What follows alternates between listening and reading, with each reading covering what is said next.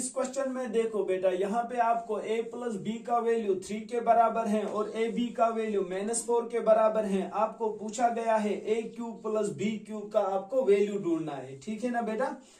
तो हम सबसे पहले, ये तो आपने क्लास 9th में बेटा पढ़ा ही होता है कि आइडेंटिटीज आपने पढ़े होते हैं पोलिनोमियल टॉपिक में। सर हम जानते हैं a प्लस बी का होल क्यूब बराबर होता है a cube plus B cube plus 3ab into a plus B. तो अब हम सर, क्योंकि हमें इस चीज का वैल्यू निकालना है, हम इस a cube plus B cube को एक साइड में रखेंगे, बाकी लेफ्ट साइड में लाएंगे a प्लस बी का होल क्यूब। जरा इस सारे एक्सप्रेशन को इस साइड में लाओ सर, ये यहां से माइनस हो जाएगा और 3ab into a plus B साथ है, यहां से बचा हमें a cube plus B cube.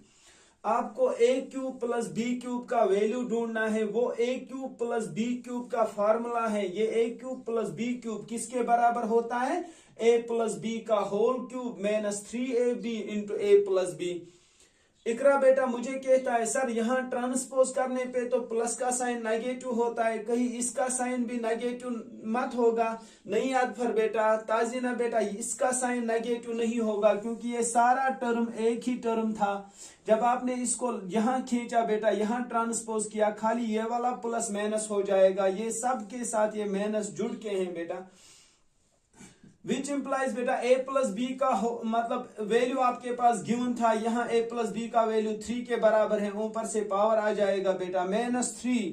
a into B का, a बी का वैल्यू आपके पास गिवन था -4 के बराबर है और a प्लस बी का वैल्यू आपके पास 3 के बराबर है। यही वैल्यू आपको जो भी आएगा वही a cube plus B cube का वैल्यू है बेटा। 3 का क्यूब आपको पता है 3 इंटू 3 इंटू 3 27 के बराबर होता है। यहाँ हो जाएगा बेटा माइनस इंटू माइनस प्लस हो जाएगा, क्योंकि इन तीनों नंबर्स को मल्टीप्लाई है बेटा। 3 4 जार 12, 12 3 जार हो गया 36 बेटा, a cube plus B cube.